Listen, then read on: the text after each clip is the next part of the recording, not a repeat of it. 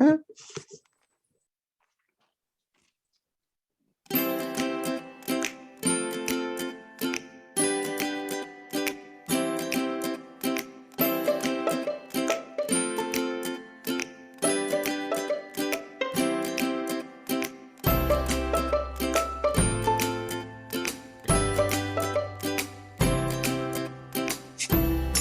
it's a very warm 21st of June, which is the summer solstice. So the longest daylight day of the year. We've got to keep saying, not the longest day. People all day have been saying, no, it's not the longest day, it's 24 hours like every other day. So it is quite warm, but Bruce is in the garden, enjoying himself. Nicholas is just pouring some beer. I've already cracked one open. So we'll crack on with episode 38.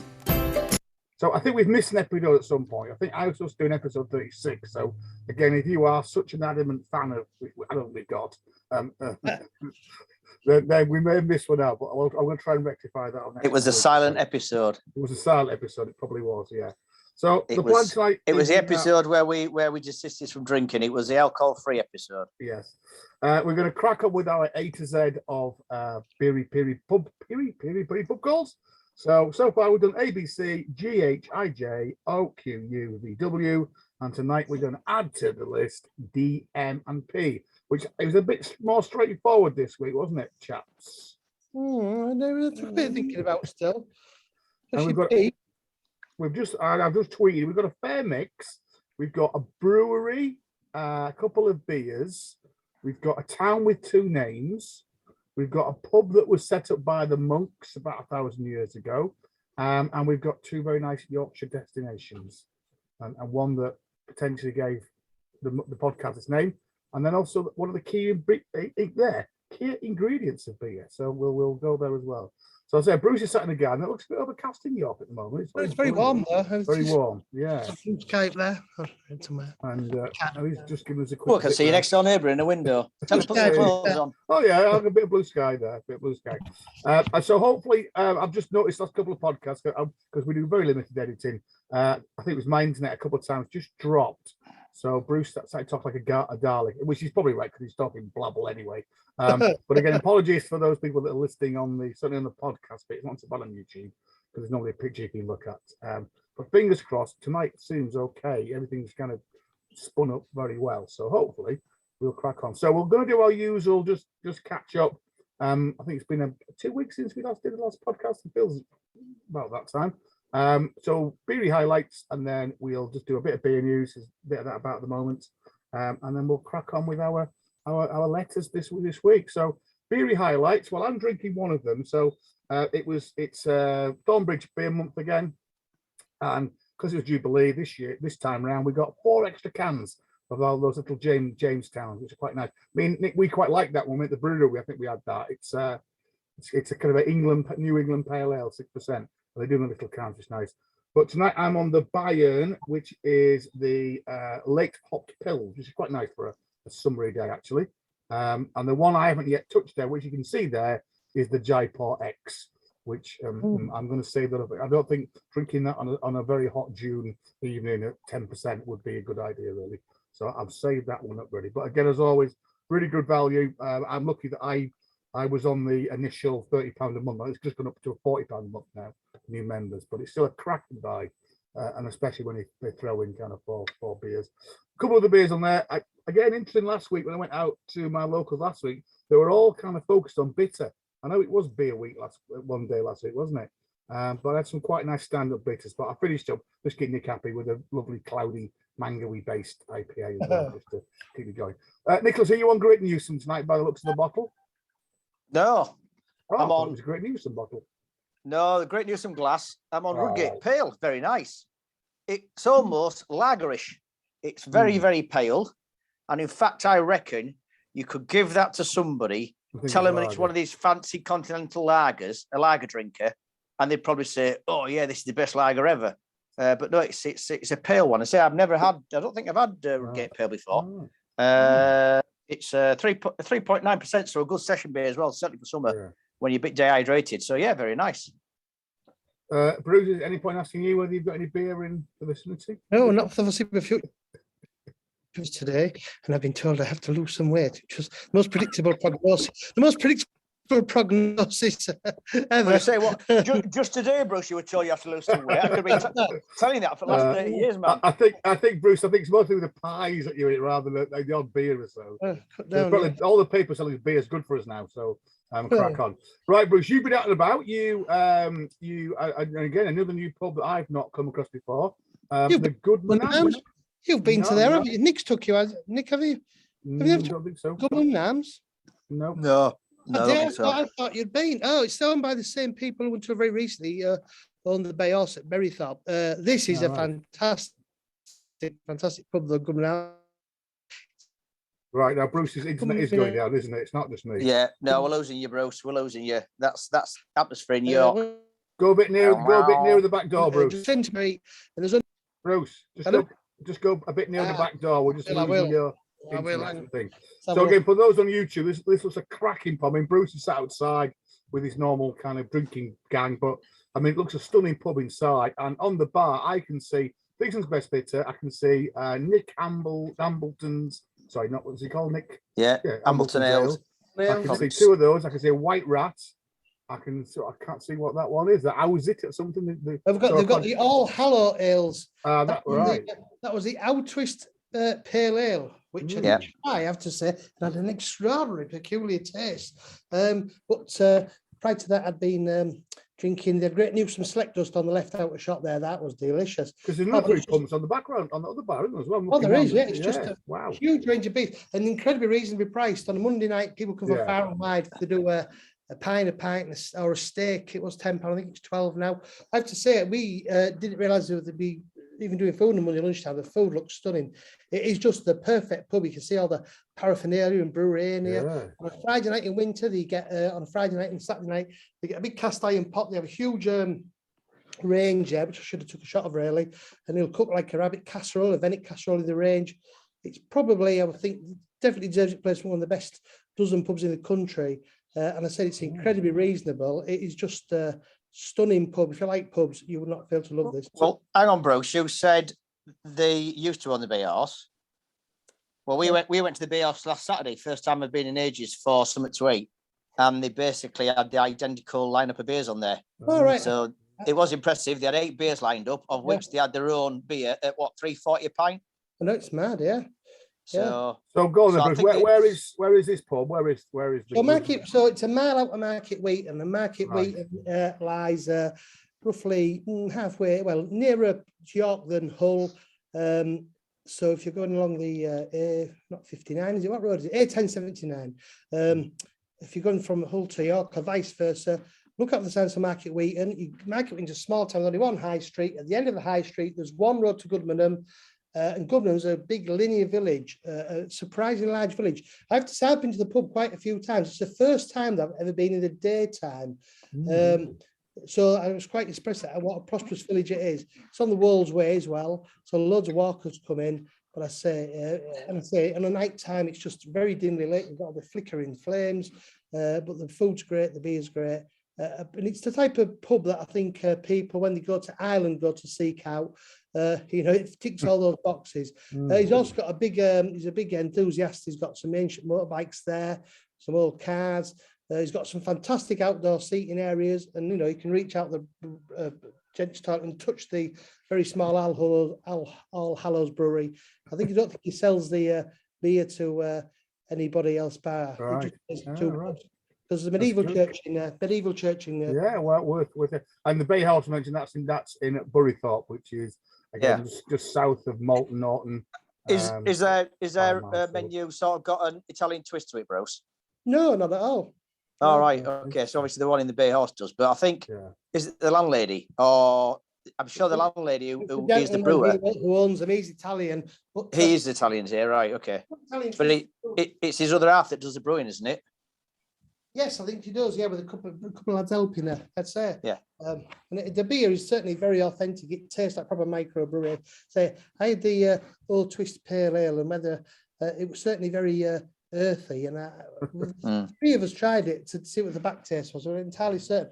You don't have a website where they list all the beers, so I can't offer any clues either. Yeah. No, I think I did the whole lot. I did the 6. I think they had 8 on the bar, and I did the 6. So the only ones I missed out on was the Thigstons, and there was another one that was one that I could find anywhere. So I went for the other 6, and all decent. Yeah, all good. Although again, we've got to say, White Rat's become the new Doom Bar, isn't it? It's everywhere. It just seems to be everywhere. And then the other big news was, as I mentioned, I think in the last podcast, this weekend was obviously Father's Day on Sunday, or American Father's Day. And the Royal Oak, one of the mixed locals up in Old Malton, they were running all weekend a beer festival. And Nick and I managed to get up there on Saturday. And the good time was had by all. They had 12 beers on. And again, for those on YouTube, the beer list is on the screen there. Again, nicely presented, that beer, isn't it? Yeah.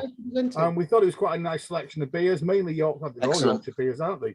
In fact, maybe except for the Camerons. But a nice mixture, mainly pales, which are quite nice for the kind of time of year. Quite a few pales. There was one stout. There was stout. There was porter. There was a ruby. So there's one Moroccan ale, wasn't excellent selection. I mean, we tried them all. We did. The first one, I think it's probably because the first one always just tastes the best. But even the lads behind the bar admitted that it was on really good form in terms of how they were serving it. But I don't think we had a bad pint night compared to some of the rough ones we had in Beer Town, a month ago. Yeah.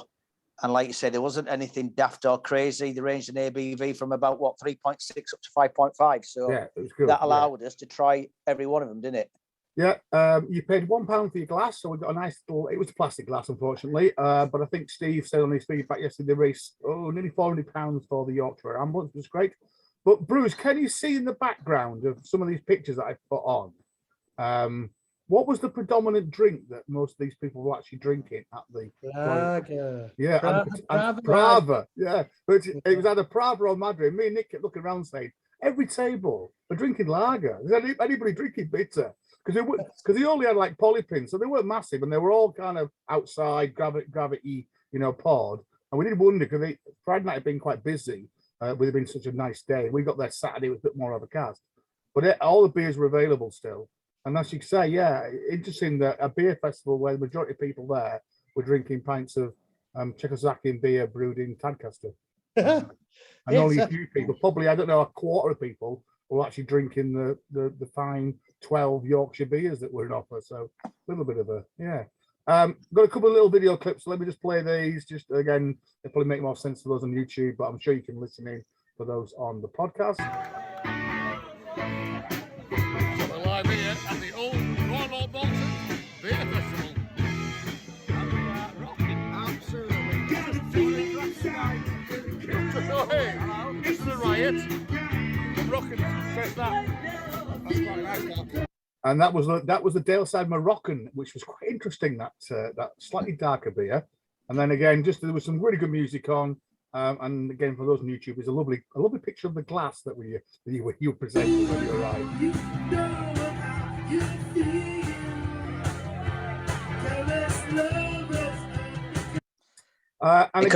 You could hear what they were singing as well. Better PA system. So they were the Nobodies, which actually were really good. Actually, they were a good band. They did the Saturday night slot.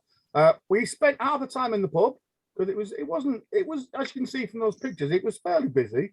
It was busy outside. The weather was a little bit kind of on the edge. It kind of spitted a bit, but thankfully it didn't rain. So we had a few beers inside.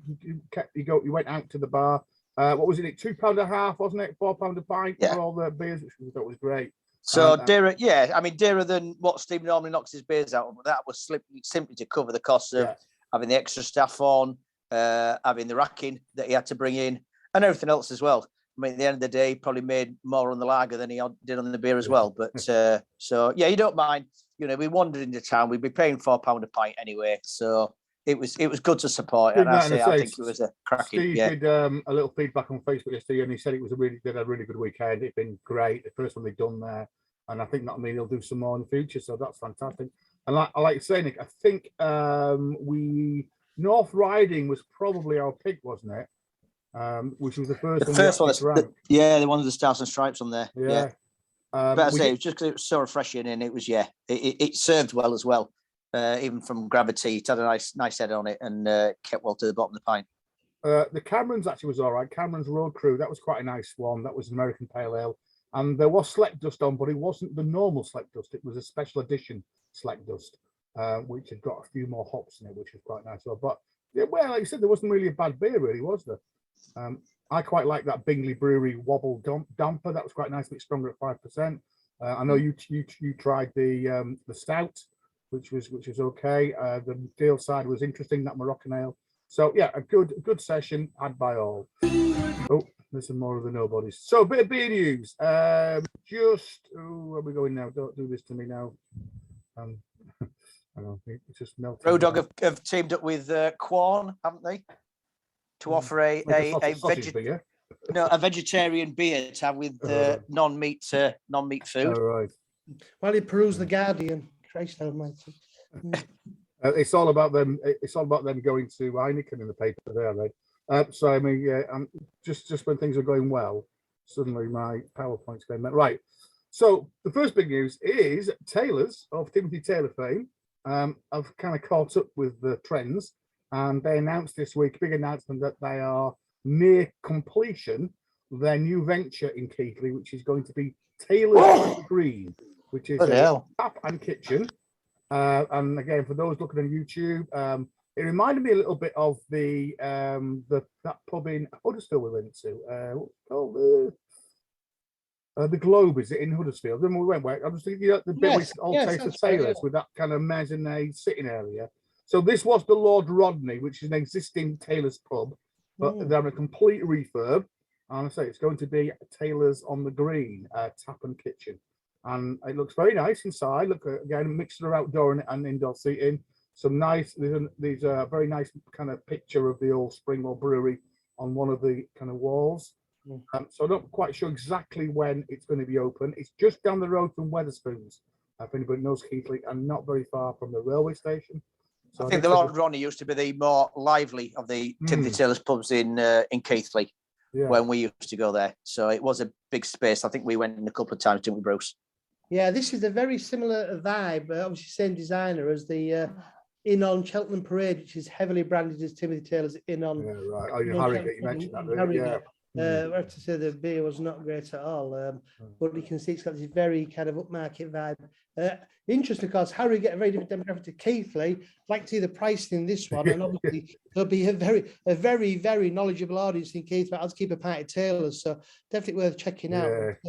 Although it reminds me, actually, there was something in the paper this week about, I think it was linked to those, I'm going to come on in a minute, the heritage pubs, and they were talking about one of the Nicholson's pubs in London, the one that apparently Madonna used to go to, and where she claimed that she liked Timothy Taylor's. But I was trying to wrap my head. The Nicholsons ever sell Timothy Taylor? I know they sell a range of beers, but I occasionally see it on there. Trying to see whether it was just the regular beer on the Nicholson's bar, which is normally Nicholson's Pale, which you can never get anywhere because it's never there, is it?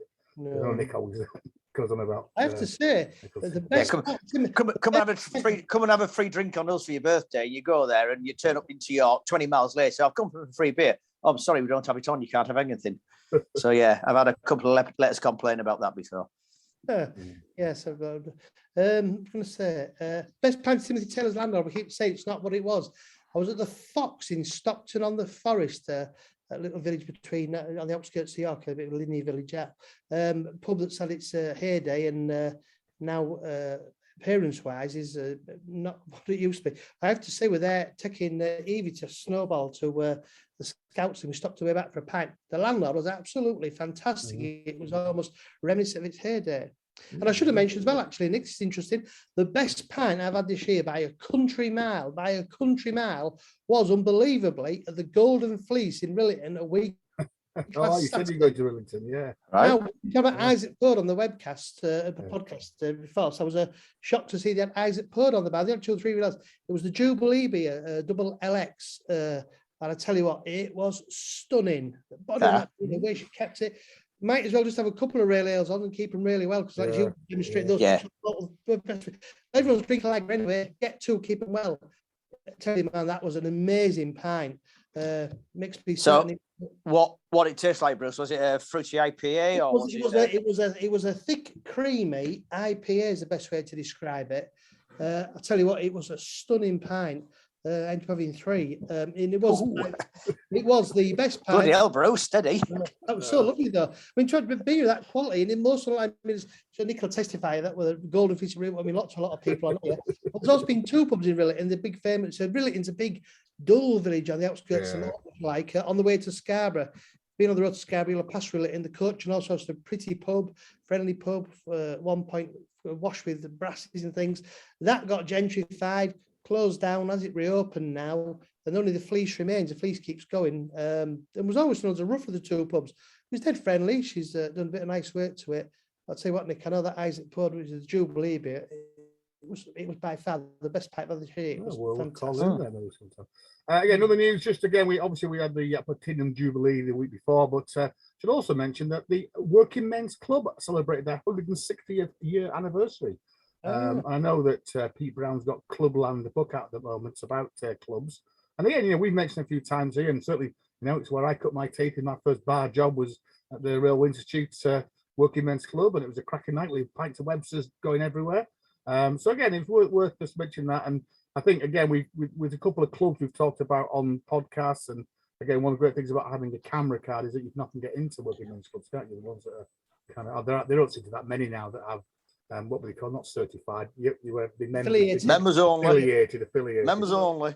But then there's also been quite a bit of the kind of who are in beery Twitter land about this thing about if the head in your beer is too large, tell us, and we'll gladly top it up. And of course that led to, as always, a bit of a north versus south debate, with lots of people north saying, but I quite like a head on my drink, and it's quite a what I look forward to. And all of a sudden saying, no, you don't want a head, you want it flat as a fart right across the top, mate. Get your pipe.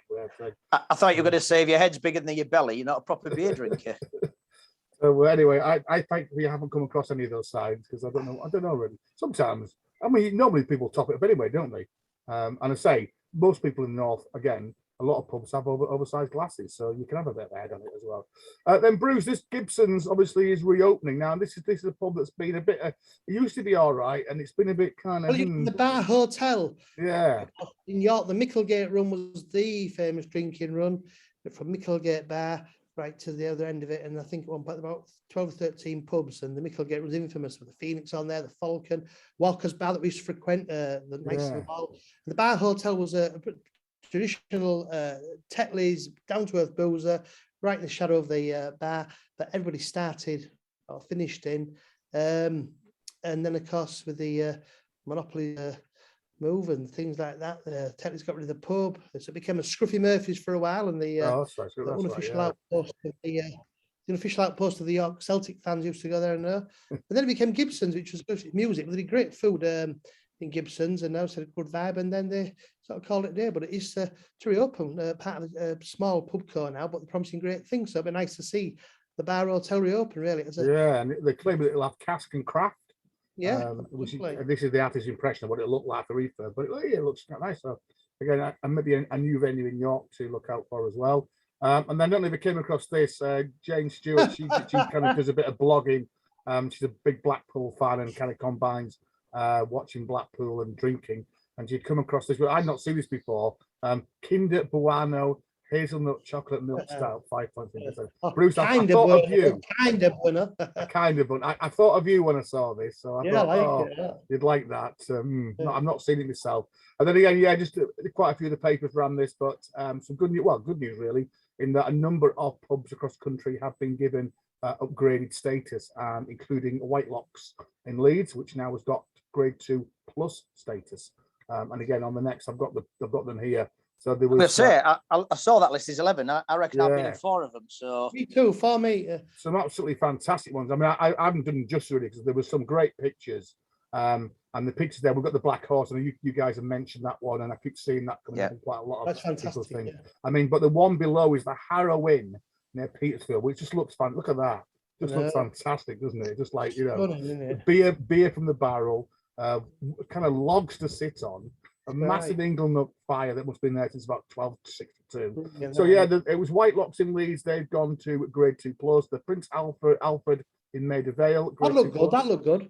Yeah, the Blythehill Tavern in Catford, Red Lion in Westminster. The first pub we went to in London. Yeah, Admiral Vernon in Dagenham, Harrow in Petersfield, North Star in Steventon. What were the southern pubs? The King's Head in Laxhill, Suffolk. That looked like somebody's back room, that would be.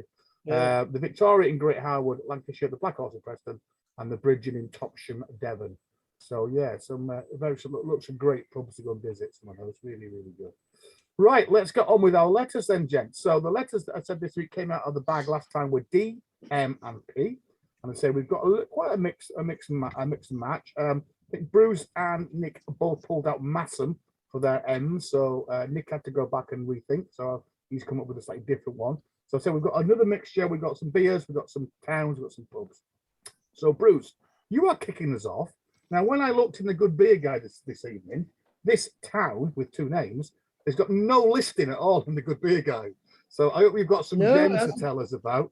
So Bruce's letter D, and here's our friends from Balance Patrol again, just give us our letter D, is Derry, of London Derry. That's why the town with two names. So absolutely, yes, the town with two names, Stroke City, they call it over there. Yeah, Derry for me, my dad was from Derry, of course, as I used to, as a child, because I grew up in racing stables. Well, he didn't drink Bruce.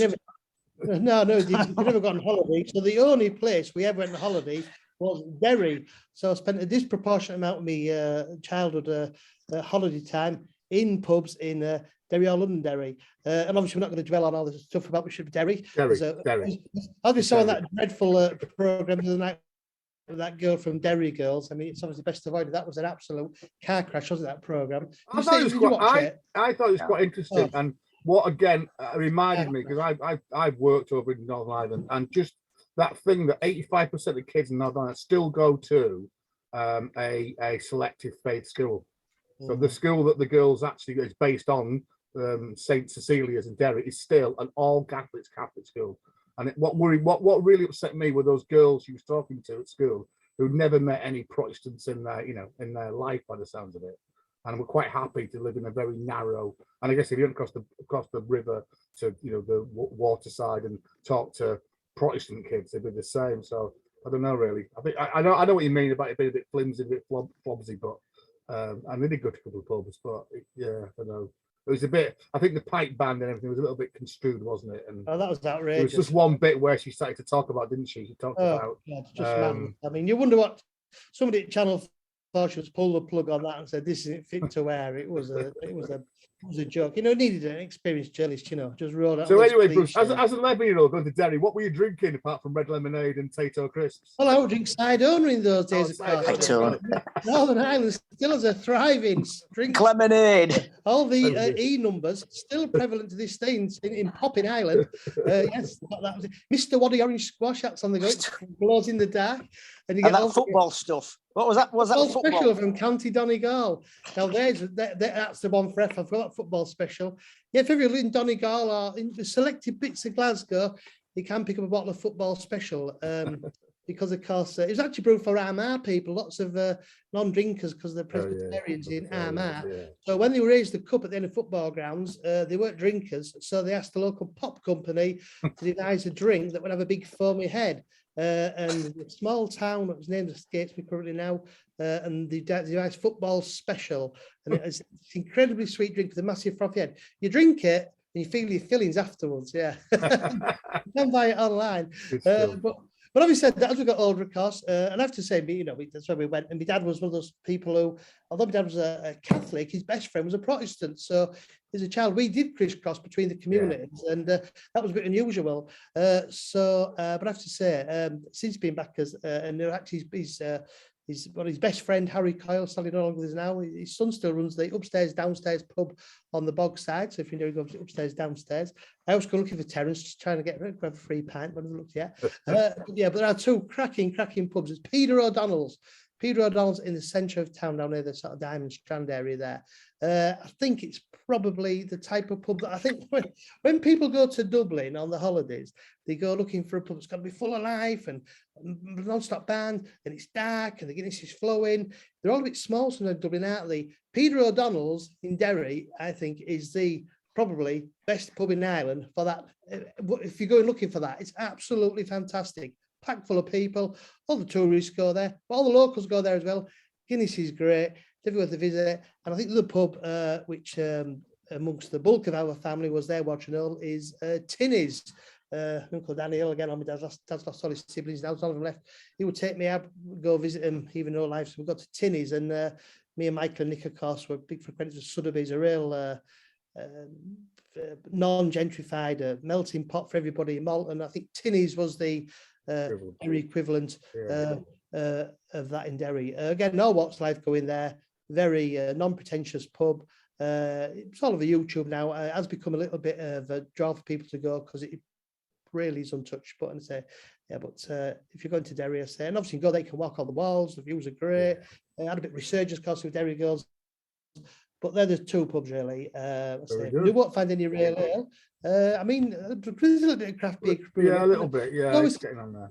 There's always Hilden Ale. When we were growing up, there was always talk of Hilden Ale, which was a real ale craft brewery in Ulster. But I've been going for like I'm 55. I've never seen any Hilden Ale.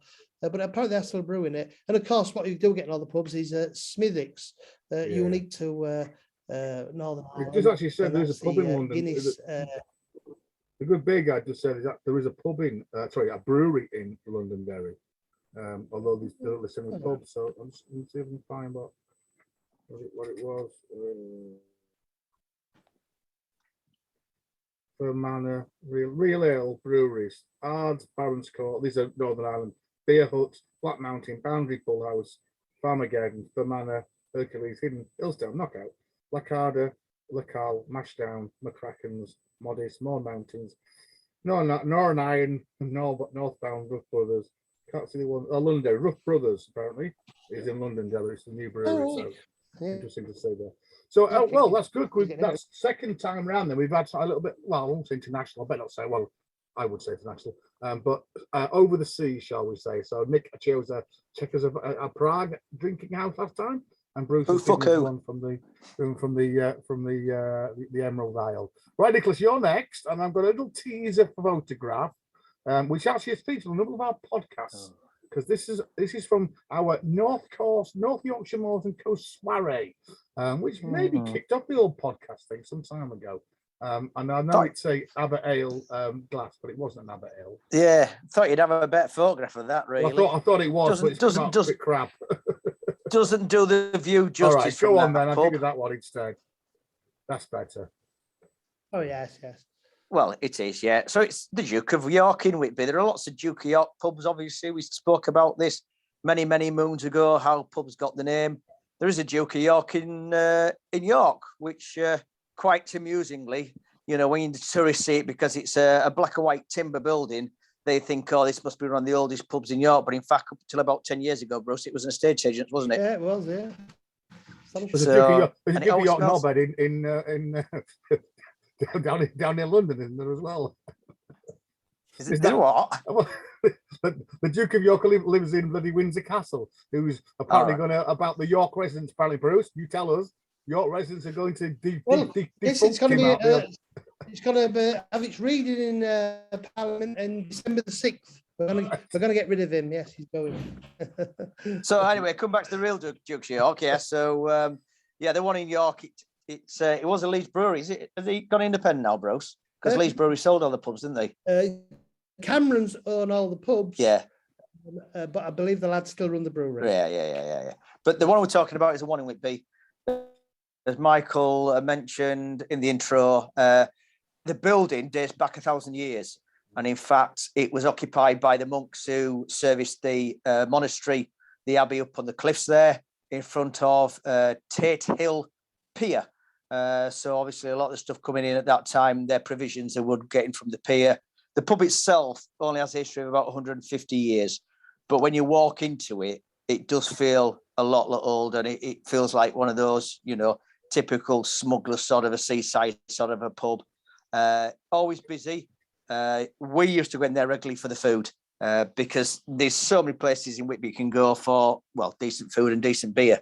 Cracking place for a pub crawl, but also because of the competition, everybody's fish and chips has to be pretty high quality, otherwise they would just lose out.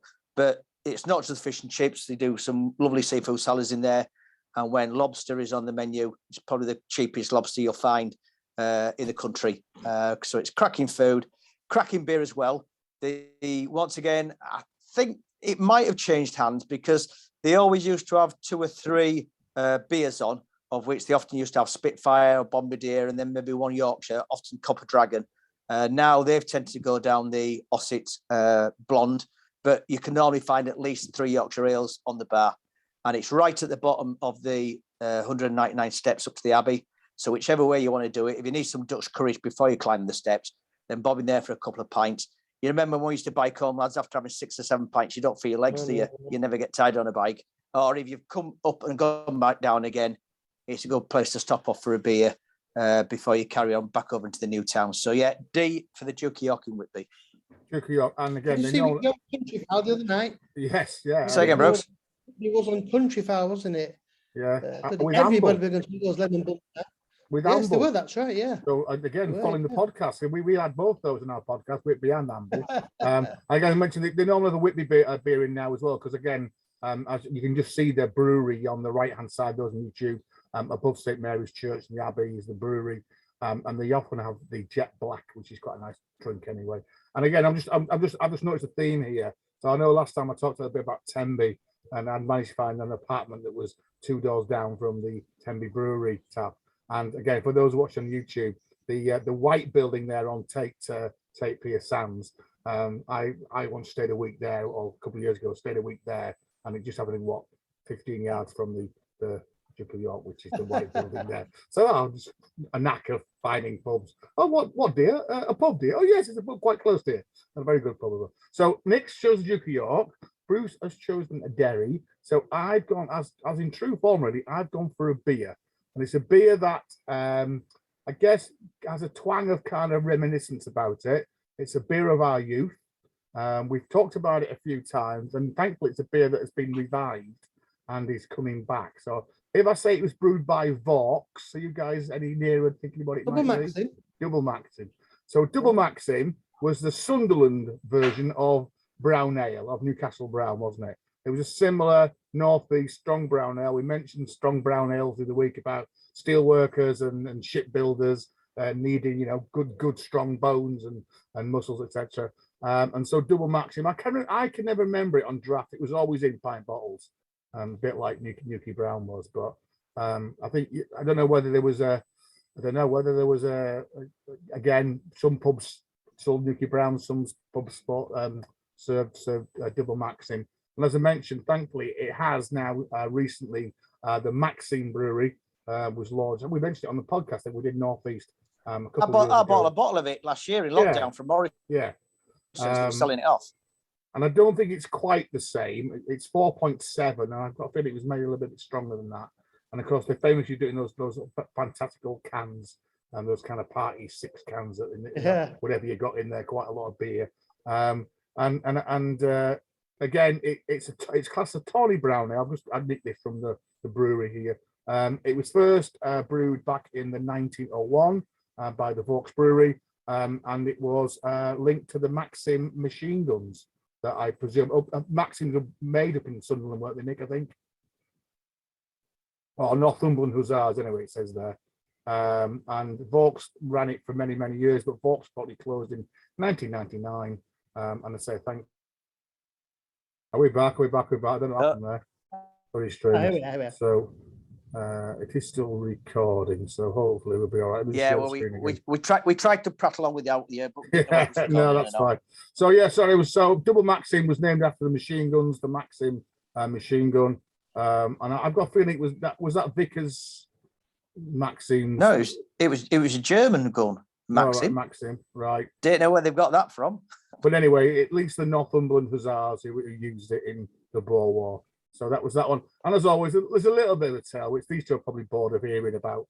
But many moons ago, probably when I was about a bit older than that, I was driving. Lads, one of our first lads kind of holidays, went up to Northumberland, took a caravan, had a whistle around. And there's a couple of pubs in Bamborough, which is kind of up that end and neck of the woods. And one's quite touristy, and the other one is the Castle Inn, which is more the locals pub. So the three of us who were looking like some kind of, I don't know what you call, some kind of dreadlocked hippie type, mullet wearing Gorbies from Yorkshire, walked in this pub and it went deathly quiet, a bit like the Lamb and whatever it's called in the London, what's it called, that film, the American Werewolf in London. American Werewolf in London, where they walk in the lamb and slaughter, and they walked, it was full of like blood, like hate and love on the knuckles, and it went deathly quiet, and I just went to the bar, told Simo and Twitty to sit down, and I went in the bar and said, 3 bottles of double maxing, please, landlord. And he just winked at me and said, there's them that knew us and there's them that knew us. You're welcome, lads. And that was it. That's my little story about drinking double maxing. I thought now then, Michael, there's a correction. It was in fact a British gun, so a bit embarrassing that for me. Made by Vickers. Yeah. But and obviously Vickers were Newcastle based, weren't they? From 1886. So I know the Germans probably used it more effectively than we did. They called it the Maxim, and we just called it the Vickers. Very good. Yeah. Right. So an interesting start to D. So let's move on to M. And Nick, I think you're going to kick us off with this stuff. It's not rat poo. It's the life and soul of beer. Without this, we wouldn't have beer. So we are looking M for malt. And predominantly malt that is used in beer is produced from barley. And it's the malt that provides the starches and the sugars, maltose, that the yeast munches on and excretes out, turns it into alcohol. So without your grain, say predominantly barley, but you can also get rye, you can get wheat. And obviously our American friends across the pond make a lot of their beer using rice, but without the malt. So it's seeped, it's soaked in water till it starts to germinate. And then that germination process is halted by laying it out and then drying it at a temperature. And then, as Michael's popped up on the screen there, you add various different colours, which will give different flavour and obviously different colour to the beer, depending on the temperature and how you roast the malt. Most towns and cities associated with beer making, certainly 19th, early 20th century, would also have a maltings. And you still see traces of maltings in various different towns and cities around the country. Certainly in Malton, there is a maltings that would have been used for this purpose. I think I'm right in saying, Bruce, when we went to Wakefield, I think the Fernandez Brewery tap. That's right, you did, yeah. That was the maltings. And then obviously you also get a lot of pubs called the malt shovel, because it was an arduous job, was mixing and moving and turning the malt to keep it aerated and keep it dry. And you had what were known as malt shovels, which were great big wooden spades, great big wide spades. And whilst a single grain of malt might not weigh very much, you can imagine digging into that. You've got a huge, great big warehouse, and you have to start at one end and basically turn it over by hand. Famously, there is still a famous malt stirs in Castleford called Fawcett's. And I was reading up on them the other day. And in fact, they produce 30 different types of malt, and they export to 30 different countries, including as far as places as Singapore, Thailand, Fiji, China, all around the world. So it's something that, once again, this country has been famous for, like we were always famous for our beer. There could be a suggestion that, beer and malt stocks and grain with what's happening in Ukraine at the moment may push the price of beer up even more. There's a problem at the moment with not being able to get grain out of the country, but it's really going to hit back end of this year because a lot of the land won't have been planted. Certainly the farmers have been too busy pinching Russian tanks with their tractors rather than ploughing the land. So it may be that, the price of grain increases, and obviously that will affect the price of our beer. But yeah, without the good old malt, we wouldn't really have our beer as we know it today. Very good. And and I think we mentioned the week, but again, thankfully, if you like, I know you said about price there, but 85% of what we use in the UK is grown in the UK, and particularly actually around our neck of the woods up in North Yorkshire. Lots of barley thing there. But actually, Malton, obviously, but the thing is, if the price worldwide goes up, then the farmers will say, right, I ain't going to sell it to the brewers. I'll sell it to the farmers. Will get whatever they get. They'll sell it on. But again, it's obviously you might think that obviously Malton gets its name from malt, but apparently not. I checked the etymology, and actually Malton, Anglo-Saxon, actually meant discussion village. Settlement of malt. Discussion village. And it suggested there was a moot there, which was like a bit of a meeting place to sort out issues. And so, yeah, Malton actually means a village of discussion rather than a village of malt. Right, interesting though, because that's going to come up next. Me and Bruce both chose a North Yorkshire town for our ends. So, Bruce, I think you are first. Yeah, I think. You are with Massam. Yeah, looks like he's frozen again. That screen that froze with. I've got you both. Right. Okay. Yeah, we're back again. Yeah. I've got. Is it money in it? It's been great. I've got an unstable internet connection, but anyway, I can hear you. So, Bruce, we've both chosen a Yorkshire town, being with them, and you've gone for Massam. Absolutely, yes. Probably the second greatest brewing town. Greatest brewing town, the second greatest brewing town in Yorkshire, Tadcaster, and arguably, while Tadcaster produces the quantity, it's Massam that produces the quality. Yeah. So of course it all starts with the Theakston's really, and everybody knows the story of the fallout in the family and the black sheep's that there now. But yeah, it's absolutely well worth the trip, isn't it, Massam? And of course, loads of people get very close to go up the A1, travelling to from Scotland to the northeast on the A1. Was it about 9 miles from the A1? Is it 9 miles or 14 miles? Junction 50, isn't it? They make a big point of saying it's Junction 50. Lots of tractors with big signs saying Massam Junction 50. Come and visit Massam. So, of course, Theakston's was a great traditional brewery. Most of the pubs in the Dales, well, many of them were Theakston's tied houses, produced a great range of beers. Of course, there was always the bitter, which was great. There was the Triple XB, which I've not seen for a while now, I have to say. And of course, Old Peculiar is their flagship brew now, which of course widely available. But the pubs also had a great feel to them, loads of villages in the Dales and the Theakston's pub. It was a really well-run family business.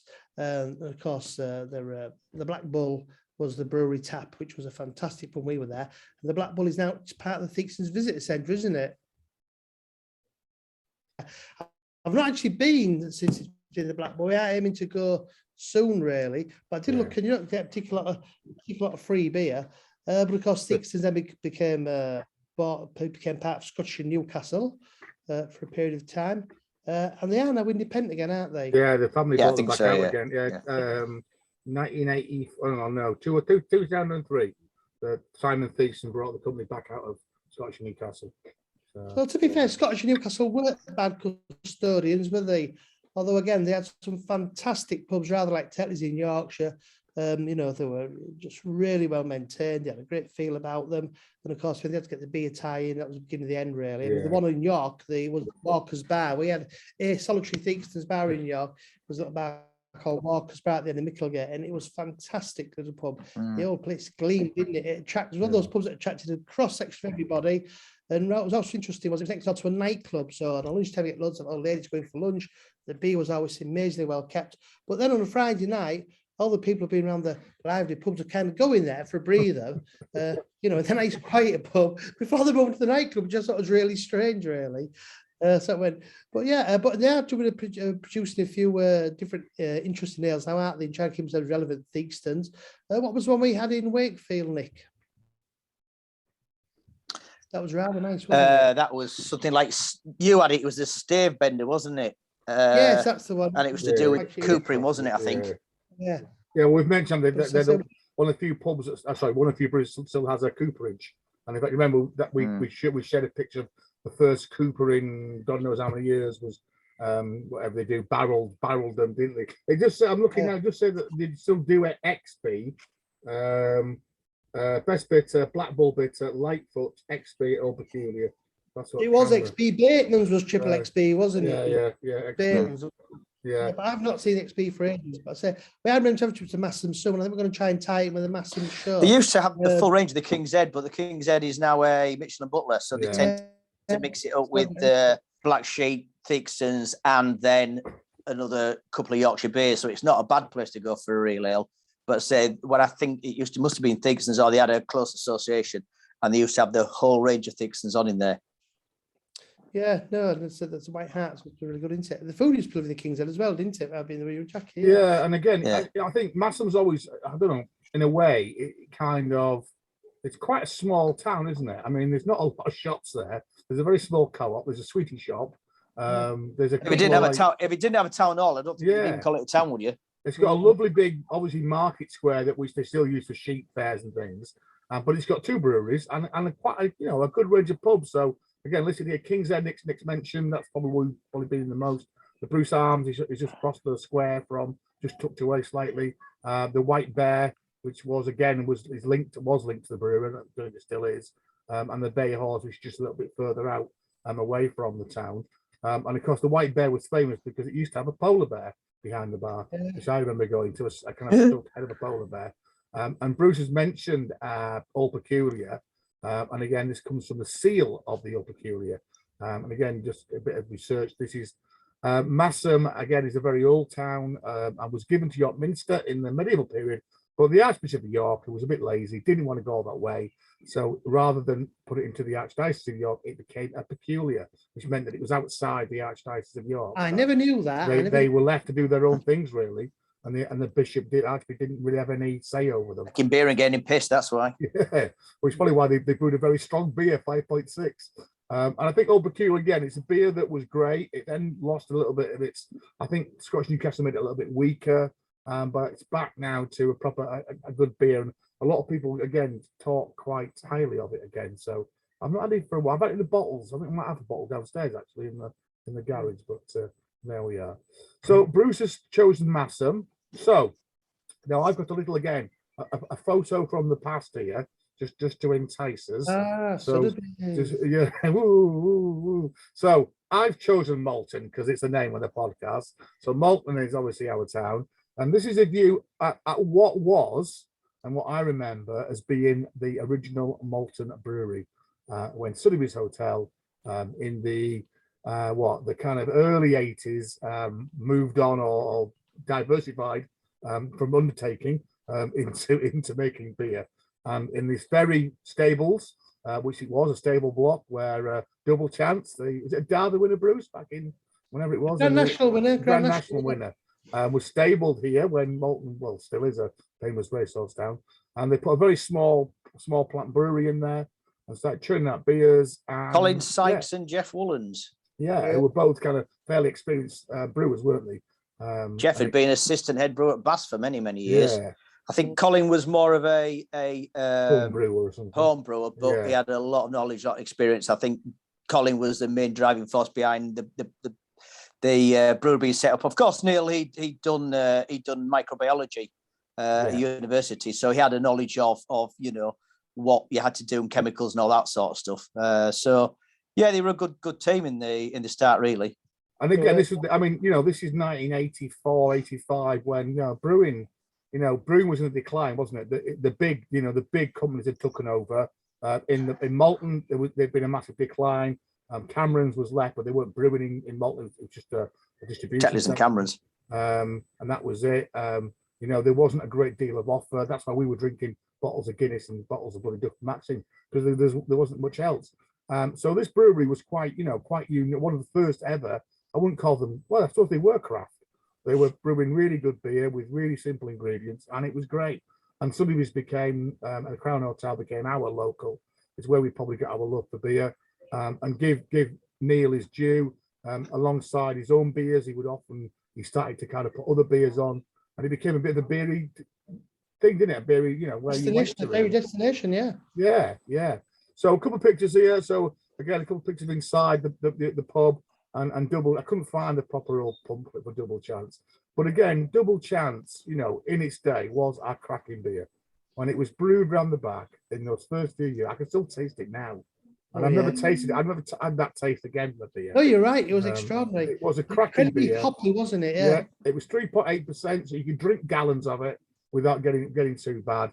Commenced brewing in 1984. It was Malton Brewery. Ceased brewing in 2004, but for a while they carried on making the beer at Hambledon, Brown Cow, and Clapton. But it was never the same once it left, really. There was a couple of other beers they did, didn't they? They did Golden Chance. They did Oud Bob, that was one I was looking for. Yeah, that's the one I remember drinking. That thing there as well. And Old Bob and Nick, they brewed Tunnel Buster for a while as well. Which was that Old Bob relabel for yourselves at Eden Camp. Yeah, that was a strong dark beer that we wanted. You could bust through any tunnel once you had a couple of pints of that. And Old Bob won quite a few awards, didn't it, in its day? It was, again, it was quite unique. It was brand. It was a what was it? Well, I guess it would be a porter, was it, or a strong red ruby ale? possibly. Strong dark ruby coloured ale. Yeah, OG ruby ale. 1053 to 1057. So that's about 6% in new money, isn't it? So Good Bob. it was a heady brew. And Double of course, chance. Malton pale. Yeah. And then I said, And that's just his contact yeah, details. golden chance as well. And then again, and as we've said, it's come full circle. So where I still be sold up and moved on, and the Rose and Crown now is still there in the old hotel. The Horsetown Brewery set up initially, and they managed to get the Malton Brewery name, and they now are obviously brewing the Yorkshire pudding beer.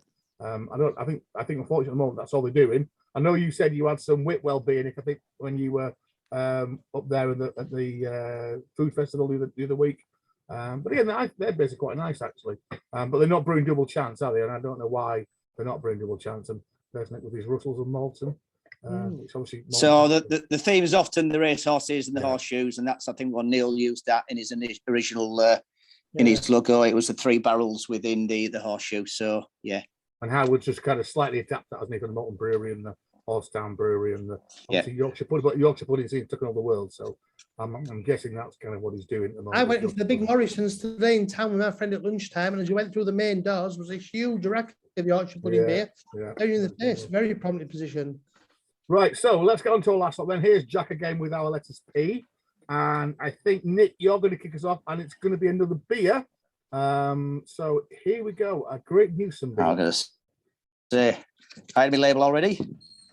So I've waxed lyrical about Great Newsom being in my top 3 favourite breweries for the whole range of beers. And this one, Pricky Back Option, which is Yorkshire dialect slang for a hedgehog, was actually the second beer that they ever produced. It's a light golden beer. Unusual. They describe it as being lemony, nutty, butterscotchy. Often, if something's citrus, you don't say it's going to be nutty as well. But golden ale, 4.2%, nice and refreshing. I would have been having a bottle tonight, but as I say, they didn't have any Morrison, so I've ended up with the Rugate Pale instead. But I did have my glass already there. Sadly, we didn't make it to their beer festival last weekend because it was the same weekend as the Royal Oak. And once again, as I mentioned before, their brewery is out in the sticks. It's on the Holderness Plain. So basically head down to Hull and then head off. So you're going to go to Spurn Point, and that's where it is. But it seems that it's a very successful weekend when they have people camping on site. They have music and all that sort of stuff. So yeah, Pricky Back Option is hedgehog in Yorkshire, and that's one of my favourite beers. Just worth the name of something else. So Nick's chosen a beer, and then me and Bruce again, quite weirdly, have both chosen a venue, a destination, and both in Cornwall. So I think I'm going to kick us off, and they both begin with P. So I'm not probably too hard to work out what those are. So I'm going to kick us off. So I'm going to go to the north end of Cornwall, and Padstein or Padstow. So this is a place again, and I've regularly been, and again, a bit like Tenby and Whitby, it's probably one of those that vies to be one of the best little kind of seaside towns. It's on an estuary, so it's a little bit different from the other two, but it's got some absolutely cracking pubs. Mainly dominated by St Austell, which isn't a bad thing because we quite like their beers as well. Quite a range of pubs actually in Padstow. So Nick, you've been to Padstow, haven't you? Yes, yeah. Bruce, have you been to Padstow?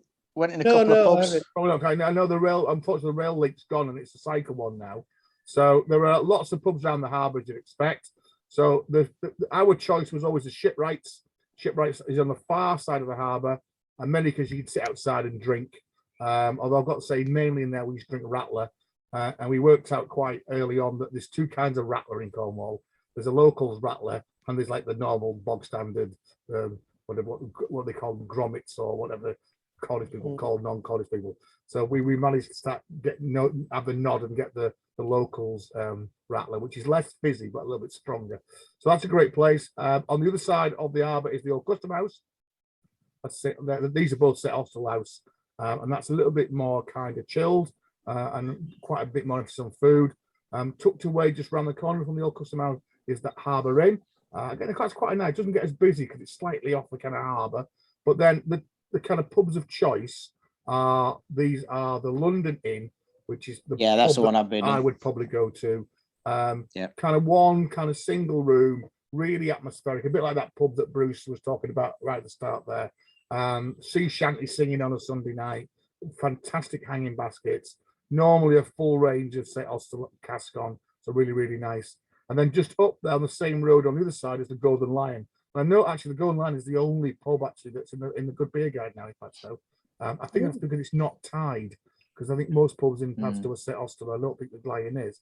And of course, the other claim to fame, of course, is both of these pubs, well, not both of the pubs, but they have the hobby horse. So on May Day in Padstow, they have this very ancient pagan, slightly kind of dark procession. And the two horses, the blue horse and the red horse, parade through the town. They never meet, these two horses, because that would be bad luck. But they are quite strange, freaky type creatures. Some stories about maybe they link back to the early shipping days and maybe Arabs or Moors coming across and fighting. There's obviously a lot of pagan stuff going on there. And most people in Padstow either wear a red neckerchief, because they're the red horse, or they wear the blue neckerchief with white, which is the blue horse. The red horse lives in the Golden Lion, and that is the old horse. That's the one that's been there for possibly 1,000 years. And it actually lives in the pub, and they start from the pub, and it's a good drinking day. The blue horse, again, another little link here, is the Temperance horse. It's the new horse. And this was established in the Victorian times when there was concern about obviously drinking. So as a rival to the pub horse, this is the Temperance, the non, and this starts on the Padstow Institute, which is that red brick building behind. So again, it's a great day for May Day. Padstonians tend to go back to Padstow on that day. It's a day of drinking and having fun and playing drums and parading through the town. So it's a great little town, Padstow. It does get really, really rammed in summer, and it's kind of the end of nowhere. It's a bit like Whitby. It's kind of end of the line. I was going to say, do they still do that? Because there was a poor lady killed by one. Yeah, she was. Padstow Obios May Day death. Nest 34 died after she was knocked out by a wooden festive costume. Yeah, maybe a bit too much beer had been consumed. Yeah, in the end they said it was self-harm. I remember that happening actually. But yeah, this all happens. May the 1st. There's a song. If you ever watch Rick Stein, they sing the song at most of the start of Rick Stein's programs. So definitely worth a visit. And if you want a pub, get in the London Inn. And then if you need to, you can just walk up about 20 yards, and the Golden Lion is on the left hand side. But the London Inn would get my thing.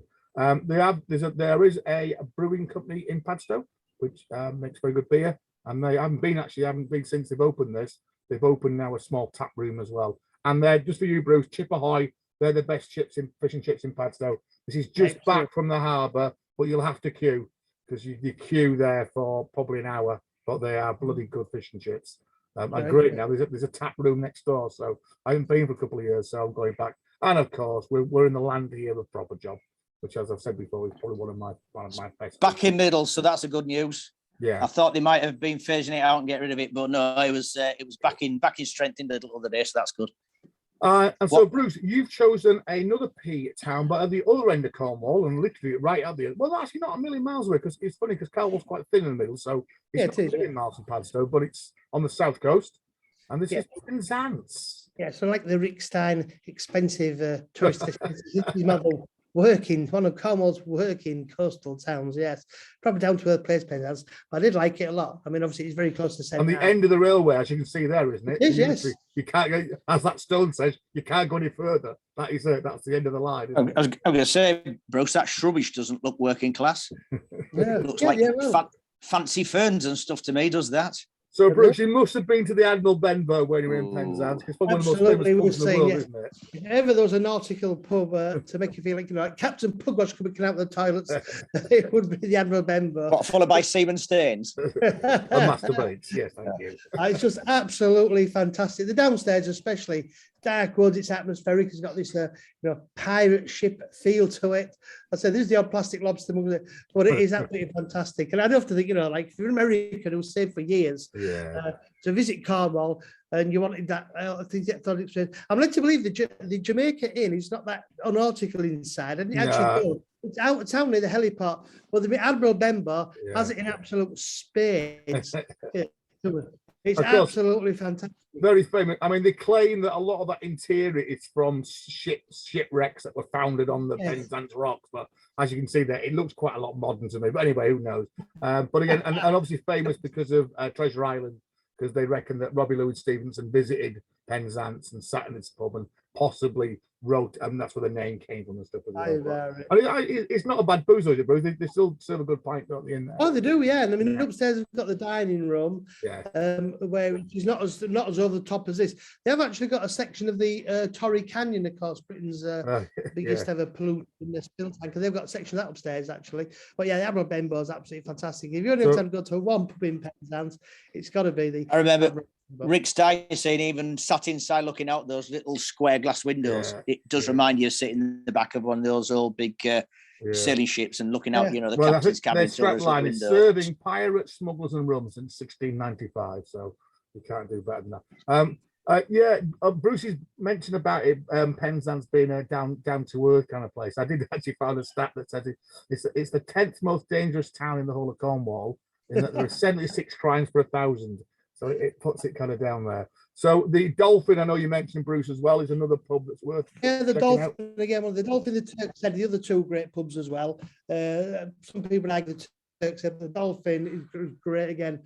Not as over the top as Admiral Benbow again, but very cosy pub, great food in there. Sadly, as in everywhere in Cornwall, though, the prices can be a little bit steep. We were there actually on, remember Eat Out to Help Out, just in the first COVID summer. We had a week in Penzance, and thank goodness we did. So for 3 days, we hit these places. I say the Turks said as well, as I mentioned as well, that's got a fantastic feel to it. More into town, the Turks said, and has loos, toilets made out of old beer barrels. On a more positive note, big discussion about the best pasties in Cornwall. We tried loads over there, Oliver. And for me, the absolute best ones were at Lavender's. They were amazing. This is Lavender's Cafe and Bakery in Penzance. I actually tried it for the first time in Mousehole. It was chucking it down in Mousehole. Went to a small shop who stocked Lavender's pasties. And there was one man whose sole purpose seemed to be moving the Lavender's pasties from oven to oven, every oven at various temperature. He was a very dour man, he was. He was not happy with his work at all. But those pasties were the perfect temperature. So we sought out Lavender's. They were stunning. And I also have to say as well, it was also home to possibly, I think, one of the worst pubs I've visited in my entire life. The Weatherspoons in Penzance is an absolute shocker. Absolute shocker. It is. I think it's an old carpet shop or something. We did actually go because there were 3 days of eating out with Richie Sunak getting our discount. So on Thursday, didn't feel like paying the full price. So I said, it's curry night, let's go to Weatherspoons. The place was heaving. It was sticky. It was filthy. There were hordes of people there. There were kids running wild. I think it is, along with the one in Manchester, Piccadilly Gardens. This has to be the worst Weatherspoons I've ever visited in my life. Definitely. I mean, it even looks pretty bloody dreadful, doesn't it? Let's face it, it's like a 1960s office block with a bit of pub stuck in the middle. Yeah, towards the top of the main street. Absolute shocker, that Weatherspoons. Avoid at all costs. Again, the good beer guide, it talks about the Crown in Penzance, which apparently now is the tap to the close to the Buzzard railway station, and the tap for the Cornish Crown Brewery, which again is a new one. And then they also mentioned the Docking as well, which again is another pub that's down by the dock, surprisingly. So yeah, Penzance, somewhere I haven't been actually. I'm always meant to get not quite down that far in Cornwall, so well worth the visit by the good work in town. But there are moves to try and, like all these places now, they won't leave them alone. They understand a lot of the artistic community moving there and taking all the empty shops, and they want to sell scented candles and offer people rubbing your head for £40 a time. They just need to leave these places alone, really, don't they? Good. So again, an interesting mix again. So there we've got again 2 towns. I remind that Paul Perro's another P in Cornwall that's got a couple of good pubs as well. The Crumplehorn and the Blue Peter, which I have spent quite a lot of time in. Right, guys, it's time to pull out the next 3 letters because we're getting the bag's pretty empty now, actually. So I don't know there can't be much left. And I think I've X, Y, and Z. After I've took them out. So let's see. So the next letters are going to be F and N. So Foxtrot November, and the 3rd letter is going to be, I'm right at the bottom of the bag now. The 3rd letter is going to be L. So our next letters are F, L, and N. For our next episode. I've got there that I am going to try and get this Southam ones banged out. I haven't kind of got around to doing it yet, so we'll try and do that. Maybe I might do that in between, and then if we probably going to meet up in a couple weeks time and do F, L, and N. So a couple weeks think about that, which will get us probably into July, which is a bit scary how quick this year is going. So I'm off to Nottingham on conference for the next couple of days. So a little bit drinking, but I'm stuck in the hotel. Any plans, gents? Any things you're up to? Weatherspoons in Driffield tomorrow. Weatherspoons in Driffield. So you were doing your normal 4 pints for £1. No, I'm driving, so it'll be a pint and then it'll be bottles of Ghost Ship, but even that's good. Don't mind Ghost Ship. The 0.0 one, of course. I'm going to Elvington pub tomorrow night just because I have to drop Evie off at the Scout training camp, and then we're going to visit. I've not been to Elvington pub for many years. So I might go to Elvington. Is it open, bro? Because they lost the license, didn't they, from serving alcohol during lockdown? They said it was for the Remembrance Day. They put some drinks out on a table. Yeah, they did. Yes, I do believe so. I will check, and if not, we'll go along to St Vincent. We went to that night beyond Melbourne, the village. We went one night where we got the Fullers and they weird, Fullers. Yeah, that's right. Yeah, they said the Fullers ESB out of a barrel, didn't they? Yeah. And the old lady in there, she got a whiskies mixed up on the top shelf, so she was giving us 12 or 15-year-old Glenmorangie for the same price as the Bells. It was fantastic, yes. She couldn't believe how much whiskey we were supping. We couldn't believe that we were getting it for like £2.40 a shot. I'll tell you what, while we've been on the podcast, I've just had an email come through. I followed something called British Beer Breaks, and it's all about the new Everest Brewery Visitor Centre. Oh, yeah. Stunning. Absolutely out of this world. Mentioned that about a year ago. We did mention that, yeah. So you've got to come and do that and do Melton Mowbray as well, because they're close together. Definitely. That's a beer trip for us to do. We'll have to get that organised for the summer. Yeah, we need to do some live ones. We had this time last year, I think we've done Roosters, and we did a couple of sessions in York. So I think we need to try and get something aligned. So, bye guys, all the best, and we will see you in a couple weeks' time. So again, hopefully this all stitches together. That little bit of a internet dropout in the middle, but hopefully it hasn't spoiled listening. As always, please, if you've enjoyed the podcast, give us a review. Keep us ticking over. Numbers are coming along nicely, actually, in all formats. So we'll play some funky music, and we'll see you in a week or so's time. Bye. See ya.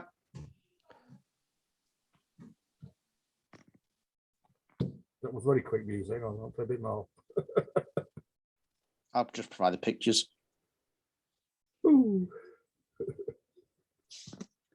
The Jolly Landlord. I saw a fantastic Timothy Taylor's clock yesterday, the Goodman Arms. I believe it's a new one.